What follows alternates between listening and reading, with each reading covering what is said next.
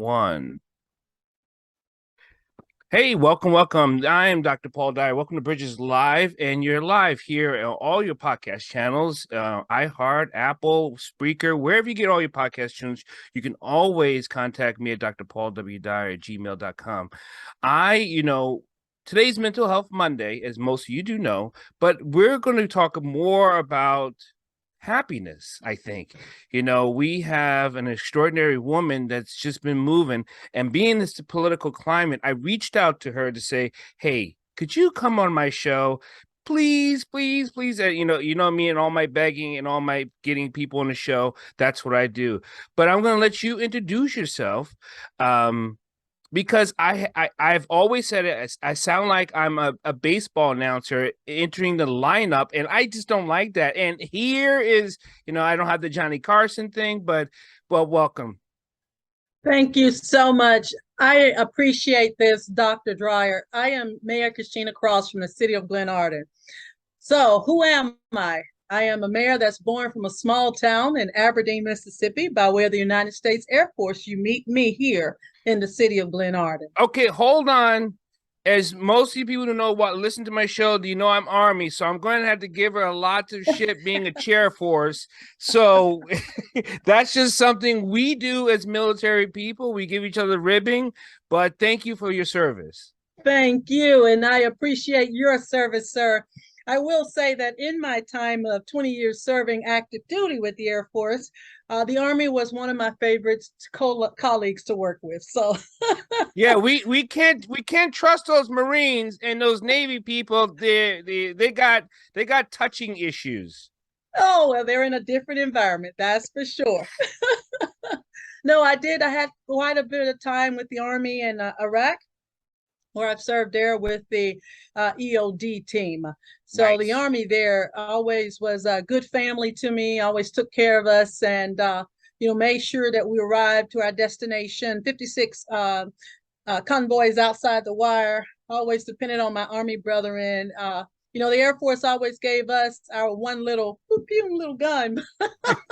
Always counted on the Army, to actually have the weaponry of choice. Well, you seem officer material.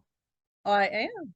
Thank you. See, us working class people, we can always tell the officers who we gotta tip our hat to. So thank you. Thank you so much. So to get in from just straight in from a small town to the service, and as if most of you people who don't watch the live feed or watch the video, she's a Black female. And as a Black female in the Air Force, as an officer, that took some time. And it gave you your rough patches, I'm sure. Oh, yes, of course. Rough patches grow character. I believe what Dr. King says, that the substance of your entire being is based on your ability to withstand those trials and tribulations that have come to you. So I always say I don't run from my mountains, but I do thank God for the strength to climb most of them. So did that put you right in line with going to where you are now as a mayor, or was there things in between that kind of put these steps in?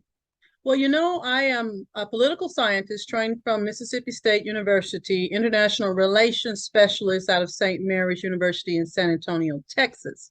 So a culmination of my international relations duties with the military, traveling with Tops in Blue, also worldwide entertainment, gave me, I guess, a zest for people. So with that, being able to interface with different people, being able to allow you to be you and me to be me, and we all come together and work to build something magnificent, I would say the military was a great part of helping me grow into that community connectiveness.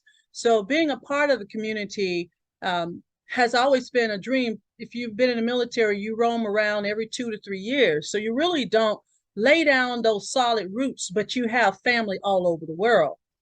So coming here where I was able to retire out of Defense Intelligence Agency, did give me the opportunity for the first time to actually lay down roots and, as I say, borrow sugar. So it has been quite the journey. The Air Force did give me that interface to meet new people. And I will say, from the days of being a Girl Scout in rural Mississippi, make new friends, keep the old, one silver and the other's gold. You build yourself into that community like-mindedness. And once you have a path or a trajectory like in a municipality, then everybody's working to pull the same cart. And that is teamwork, right? And that's what the military teaches you: service, excellence, and integrity. And above all, teamwork. No one does it alone.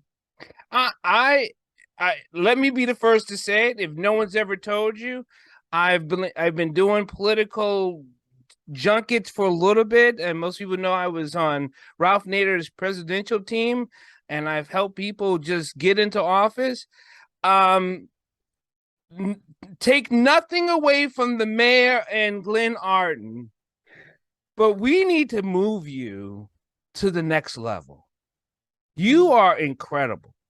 Well, I mean, here's the thing, people.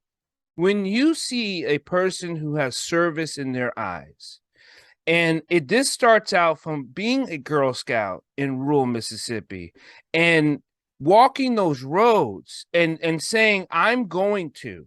I mean, I don't know what year you started as a Girl Scout, but that had to take some doing just to say, I want to do this.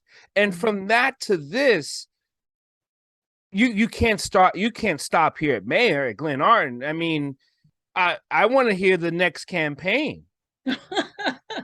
Well, one day at a time, sir. This is a 4-year tour. You heard it here. That was such a political answer. Good for you. One day at a time. One of my goals in life is to be a community resource.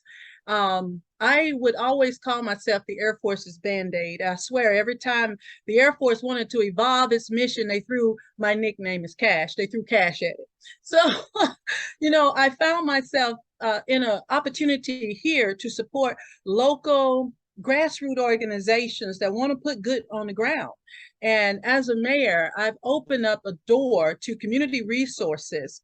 And also, as the Prince George's County Hope and Action Task Force Community Assessments Chairman, one of my charges in life is to combine those community resources with community organizations that can help people get what's needed in their life to resolve those problems, commence activities and engagements that build community beyond just my borders. Because in the city of Glenarden, we are just 1.22 miles, but those 1.22 beautiful miles connects 3 major cities.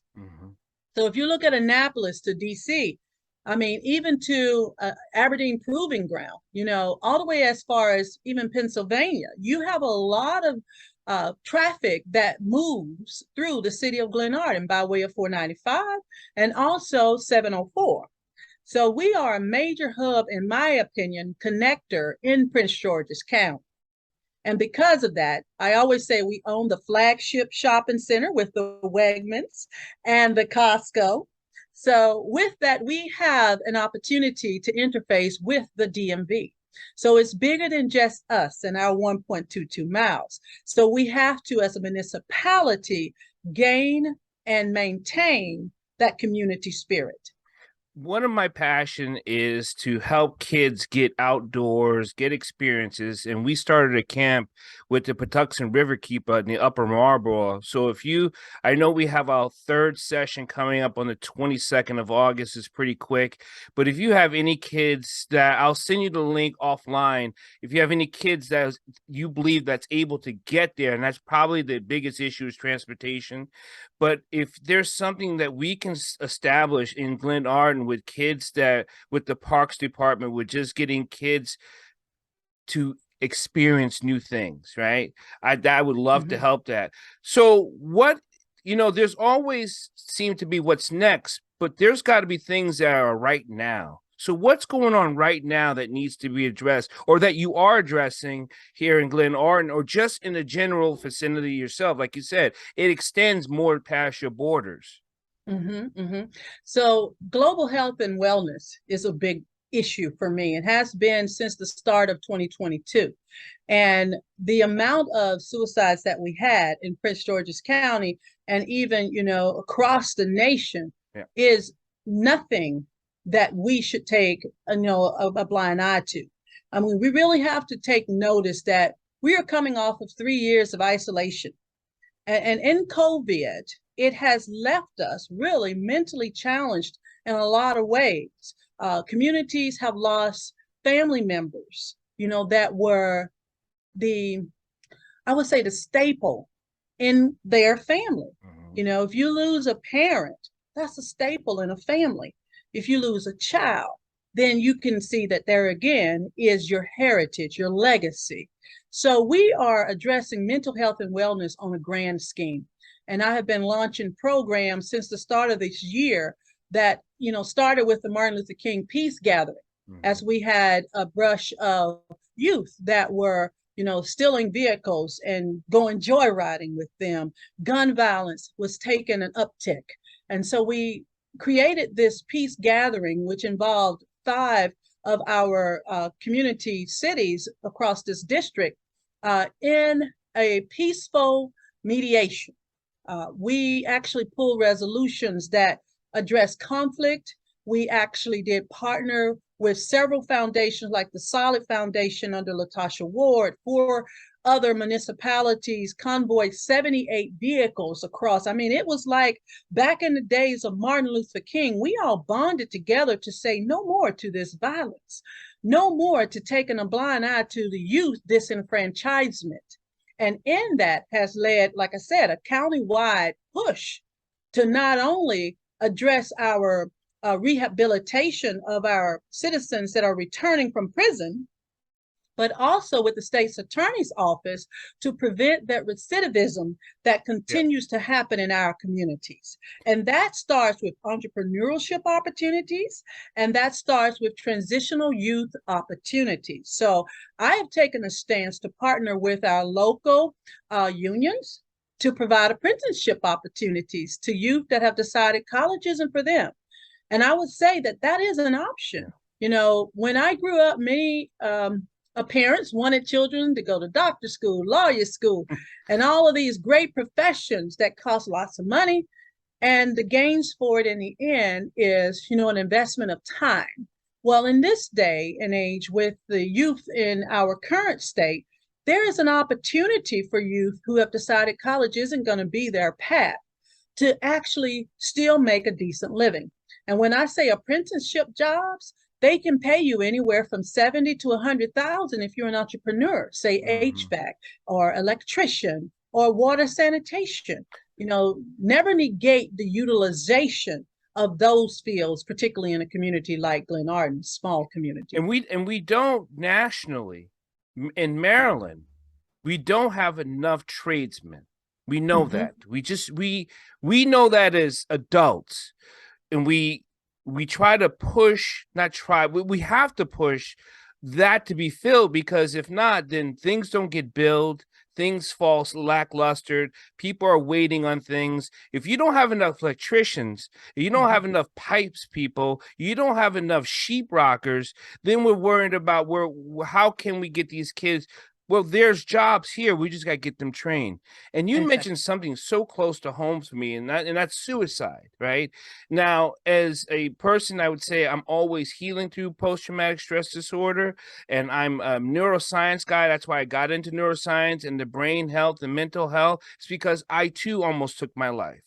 And that was when coming out for 2001, and it was when everyone was looking at the military or those soldiers who attacked New York and our United States, I really took that personally because I was a special operator. So, and I know what other countries have called us, because they call us terrorists. So just because they were using the word terrorist, I was like, well, if you knew what I did, wow, So children's suicide is at an all-time high in the United States. We know that. We have a hard time stopping it, even though we asked them to sign things and we watch out for things. How are you promoting mental health if we got to watch out for each other as a community? There are signs that are always there saying, hey, this person needs help. What is some of those languages you use to help trigger those signs so you can say, call someone, get some help? You know, suicidal behavior in children is pretty complicated, and it's complicated because they don't always express their feelings like adults. You know, the confusion, the sadness, the anger. A lot of what we will see is in their drawings and in their interaction with others. You know, adults particularly, you can identify if there's, you know, trouble at home in that arena. You know, if they're having trouble interfering or interfacing with adults. So, you know, I'm not a clinical psychiatrist, but one of the things I have done is studied suicidal intentions amongst elementary school age children. And the truth is, I have two young ones myself, ages 13 and 10. So we do have an ability to make sure that, you know, all of us are aware of those signs, particularly bullying, particularly children who are experiencing relationship issues with the families and friends. So in adolescence, it's really hard to tell, but really changes in behavior, changes in eating habits, changing in sleeping habits. If they're always sleepy, always tired, if they're withdrawing from certain family members, headaches, stomach aches, all these types of things are pains that you normally wouldn't have unless you have a child, you know, that's malnutrition, but a lack of interest in things. Children are a wonder. Right. The world is a wonder. And if they lose interest in the normal daily activities like playing sports, extracurricular activities, let's just say it, Xbox, PS5, then that is a natural order of thinking what's going on, because children should not be burdened with tragic events. And for me, and I can always tell when something's troubling my own, when they have that feeling and they start to withdraw from those things that I know they love. And that requires adults to be present. And that's one of the things that we've done in our community is to create engagements. I don't call them activities or events. I call them engagements, because that's what we're doing. We're engaging the various elements of our community, and that includes our youth. I've partnered with our local elementary schools, you know, to make sure that we as a community are answering the call for them as well, because the students going to the elementary schools are coming out of the community. So they're going to tell us if we're having gang violence or if we're having racial issues, even in our community, and really where. You know, just by the child's behavior in school, we can start to triangulate that there may be a bubbling situation in the community.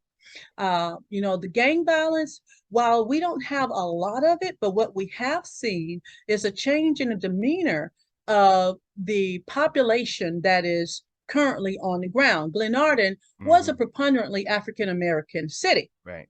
So, you know, when it became a city, the third most affluent incorporated city in the state of Maryland, it was preponderantly Black. We have changed since with the latest census, you know, to really almost cut that in half. So we are growing as a community to be more diverse. And with that requires us to be more inclusive. So, and that inclusivity is going to help us recognize those main problems. I'm not going to keep Mayor Cash all too long because there's things that she's got to get going, but there's a couple things. You mentioned violence. Now, knowing that in Maryland, most people talk about the Baltimore and things going on, but you don't have to be so specific about if there's an increase in violence, what is some of your ways that you would handle it other than things that are not being done? Because I'm not going to get on beating other counties and that they're not doing, but what is it that you are doing to say keep abreast on it or keep on top of it? So we have a wonderful police force. Chief Regis Bryan is my chief of Glenarden Police Department, and he comes with a wealth of experience from being an investigator to being a police trainer, actually with the University of Maryland. So I utilize my resources, those that are trained and experts in violent crimes and reducing them. I'm happy to report that for the third year, Glenarden is the third safest city in the state of Maryland, and that is in accordance to the FBI's ratings. Now, one of the things that I will say is we are not exonerated from shootings or random crimes, okay? Be vigilant. As a community, be vigilant. Vigilance is your greatest defense. See something, say something. Right. Those are the things that we've learned as a child. See something, say something. The police are civic leaders, but we as a community are our partners in that. And National Night Out is going to happen tomorrow across the state of Maryland. National Night Out is where the community's policing forces come together and build this unity of community. That's what it's about. Mm-hmm. You want to understand what's happening on the ground. Your greatest defense, I always say, is your senior citizens. They know everything that's changed and everything that's not presently right. And they will tell you they're notorious for watching and being vigilant. And so we can take a lesson from that. That's that community policing people have talked about. Yes, sir, it is. And there's an incredible pressure, if you will, for communities of color, particularly, to combat community gun violence, and to concentrate on those areas. We are working with the state's attorney's office, who has actually a really good program for the gun exchange. So exchanging guns for funds. So yeah. Pretty similar to what we did, as your special forces, we did this throughout the Middle East, to try and get those caches off the ground. Right. It's no different here in America. Some of those same tactics we learned in the military do work in communities here as well. What I have found is gun violence is more so about protection. We have gone away from the physical fight to one that is very finite. Yeah. And it's one of those things that, my mother always say, church heals everything, but we have also gone a little bit away from that, mantra as well, where, am I my brother's keeper? Yes, I am. Yes, I am. So we have, as a fact, in our cities, we are growing a discovery with Prince George's Hope in Action Task Force. The Hope Collective is a collective of grassroots organizations who do exactly that. Look at the ground truth and try to be present in those moments to get out front of that. And then we have those violence interrupters, and they are persons who are partnering with the county and the municipalities, cities like myself, to actually get out front of those violent crimes. They are on the ground. They are covert. They know where those actions are bubbling up, to help our police forces, to help our community activists get out front and put community needed resources together. Sometimes violent crimes are resource, resource, right. They're based on a lack of resources. Mm-hmm. So we can identify what those lack of resources are, then we can prevent the alienation of our societies and build more inclusive communities. So I'm very fortunate, like I said, in this community to have a great police force that is always on the job, community resources like our senior citizens that ain't gonna let nothing happen in Glenarden because we have something we stand for here, excellence, and we are a community on the move, and we're going to continue to move the mission forward. That's my motto as mayor. We are moving the mission forward. And I was asked by the current comptroller, Peter Francho, what does that really mean? Well, if you consider a mission, right, a mission is anything that has an order about it. See, we are that's that military coming out of you there. Anything that has an order about it. We are being proactive, and we are moving with some impact that's going to change people's lives for the better. You shouldn't be the same when I leave this office. So where you've met me, you're going to grow. Mayor, I tell you, Glenarden has cashed in, and no pun intended. They are lucky to have you, and I'm glad to have you on this show. I would like to have you on more again. And if anyone needs anything from you, how can he reach you? Well, you can reach me by Cross, CCROSS, at cityofglenarden.org. You can also reach my executive assistant, Jordan McLong, at JMCCLUNG at cityofglenarden.org.